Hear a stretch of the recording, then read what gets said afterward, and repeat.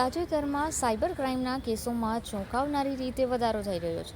ખાસ કરીને એવા કેસોમાં લોકો મૂવી, વેડિંગ કાર્ડ, પીડીએફ કે ડોક્યુમેન્ટ જેવી ફાઇલના સ્વરૂપમાં .apk ફાઇલ ડાઉનલોડ કરે છે અને તેમની જાણ બહાર તેમના મોબાઈલ ડિવાઇસ પર એક મેલિશિયસ એપ્લિકેશન ઇન્સ્ટોલ થઈ જાય છે.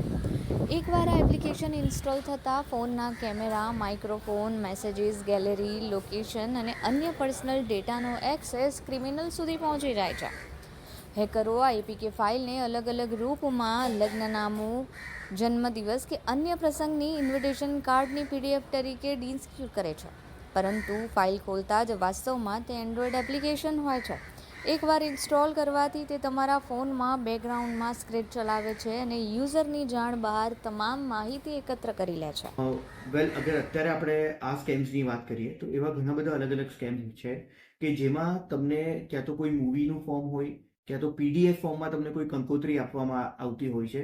અલગ અલગ આપણે એમ કહી શકીએ કે સોશિયલ મીડિયા આપણે એપ્લિકેશન્સ હોઈ શકે કે સોશિયલ નેટવર્કિંગ સાઇટ્સ હોઈ શકે છે, કે તમારું વોટ્સએપ હોઈ શકે છે. તો આમાં તમને in the form of invitation એક ફાઇલ આપવામાં આવે છે જે તમને એકચ્યુઅલી પીડીએફ ફાઇલ દેખાય છે, but practically it is not a PDF file, it is .apk file. આ ફાઇલને જ્યારે બી તમે ક્લિક કરો છો તો આ ફાઇલના રિલેટેડનું જે એપ્લિકેશન છે તે તમારા ગેજેટની અંદર ઇન્સ્ટોલ થઈ જાય છે. અને જ્યારે આ એપ્લિકેશન તમારામાં ઇન્સ્ટોલ થઈ જાય છે, ડાયરેક્ટલી ઇનડાયરેક્ટલી બેકસાઇડમાં બધા સ્ક્રિપ્ટ્સ જે છે તે રન કરવા માંડે છે અને એ તમારા જે ગેજેટ છે તેનો એક્સેસ લઈ લે છે, ઇન્ક્લુડિંગ યોર કેમેરા, એવરીથિંગ.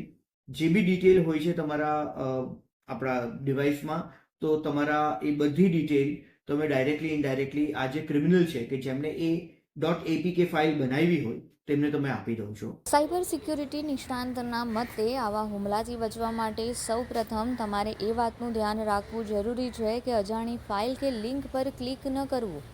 ખાસ કરીને જો તે ફાઇલ .apk ફોર્મની અંદર હોય તો તમારા ફોનના પ્લે સ્ટોર સિવાયના સોર્સમાંથી હોય તો તેને અવગણવી જરૂરી છે. તેને ઇગ્નોર કરવી અથવા તો ડાઉનલોડ ન કરવી, એટલે કે ઇન્સ્ટોલ ન થવા દેવી. સાથે જ તમારા ફોનની ઓપરેટિંગ સિસ્ટમ અપડેટેડ રાખવી જોઈએ, જેથી નવા સિક્યોરિટી ફીચર્સથી તમારો સ્માર્ટફોન વધુ સુરક્ષિત રહી શકે. આ માટે તંત્ર દ્વારા તો વારંવાર સાયબર જાગૃતિને લઈને અપીલ કરવામાં આવી જ રહી છે, પરંતુ લોકોએ પણ ખાસ ધ્યાન રાખવાની જરૂર છે. તંત્ર દ્વારા જે નોટિફિકેશન જાહેર કરવામાં આવી છે તેની અંગે માહિતી એકત્ર કરીને તમારી આજુબાજુ જો સિનિયર સિટીઝન પણ હોય તો તેમને પણ એ બાબત સમજાવવી જરૂરી છે. આ સાયબર ફ્રોડથી બચવા માટેના પગલાં લેવા પણ જરૂરી છે, જે ખૂબ જ સરળ છે. So it is very important કે ક્યારે બી આપણી પાસે કોઈ પણ એપીકે ફાઇલ જ્યારે બી અલગ અલગ મીડિયમ્સ થ્રુ, ટેલિગ્રામ ચેનલ હોય કે પછી વોટ્સએપ હોય કે કોઈ બી સોશિયલ મીડિયા પ્લેટફોર્મ હોય, એમાં અગર તમને મળતી હોય તો પ્લીઝ આ બધી જે લિંક હોય કે આ .apk ફાઇલ હોય તેને તમે બિલકુલથી ઇન્સ્ટોલ નહીં કરતા. Otherwise your phone could be easily access by third person. So આ બધી વસ્તુ છે જેનું તમને ધ્યાન રાખવું જોઈએ.